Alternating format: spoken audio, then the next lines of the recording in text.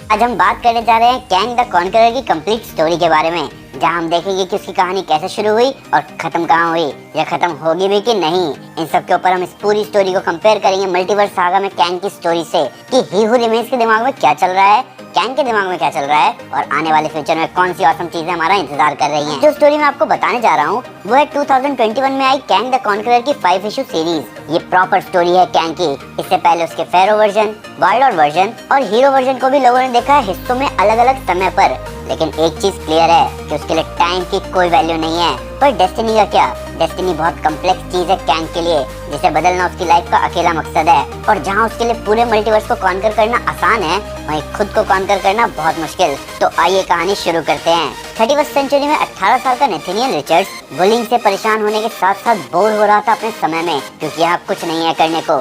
सही बात कही जाए तो कुछ नहीं है कॉन्कर करने को। टाइम इस एडवांस फ्यूचर में रुक चुका है, इसीलिए नेथनियल निकला खोज में और 2 साल तक ढूंढने के बाद उसे मिली डूम की लाइब्रेरी, जिसका वो इकलौता वारिस था। और यहीं उसका सामना हुआ डूम के रोबोट से। पर तभी उस रोबोट को खत्म किया कैंग ने और उसे भेज दिया 20th सेंचुरी में। तब कैंग नेथनियल के पूछने पर उसको बताता है कि वो कई नामों से जाना गया है, पर अंत में वो कहलाता है कैंग। पर शुरुआत में वो तुम ही थे और मैं तुम्हें मौका दे रहा हूँ कॉस्मोस की मिस्ट्रीज पर अपनी पकड़ बनाने का और वो बनने का जो मैं हूँ। तो जहाँ नेथनियल अपने समय से परेशान था, वहाँ उसके लिए इस ऑफर को मना करने का कोई सेंस नहीं बन रहा था। तब कैंग नेथनियल को लेकर जाता है 65 मिलियन ईयर्स पहले, क्रिटेशियस पेलियोजेन एक्सटिंक्शन से 1 साल पहले, यानी कि अर्थ पर मीटियोर गिरने से डायनासोर के खत्म होने के ठीक 1 साल पहले, जहाँ नेथनियल के पास 1 साल है कैंग बनने के लिए।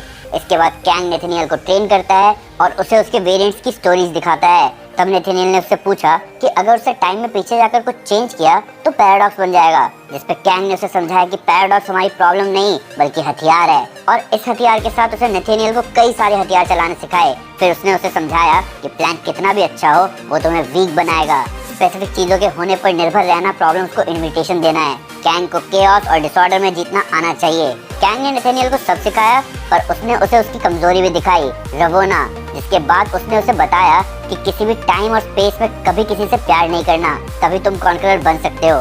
नेथनियल समझ गया, पर उसकी अगली बड़ी लड़ाई में उसे मिली आदि। आदि नेथनियल को अपनी घाटी में ले जाती है और अपनी एल्डर से मिलवाती है। वो एल्डर नेथनियल की आंखों पर उसका निशान लगाकर उसे बताती है कि जिस राह पर वो निकला है उसे उसमें ग्लोरी और पेन दोनों मिलेगा। तब उस घाटी के लोगों के साथ नाच गाकर नेथनियल कैंग के पास वापस आता है और उससे अपना एक्सपीरियंस बताता है। पर कैंग उसे कहता है कि इस भोलेपन के छलावे से बाहर निकल। लेकिन नेथनियल उस घाटी के लोगों को मीटियोर से बचाने की बात करता है प्यार के लिए, जिसपे कैंग उसके कान पर एक जोरदार लगाता है और उसको लेकर जाता है घाटी पर और उसके सामने उस घाटी और उसके लोगों को तबाह कर देता है। तब अपने साल के अंत में नेथनियल मीटियोर के गिरने से पहले कैंग का आर्मर उठाता है, उसमें कुछ चेंजेस करता है अपनी फिटिंग के लिए और डायनासोर और कैंग को मीटियोर से मरने के लिए छोड़कर वहाँ से चला जाता है।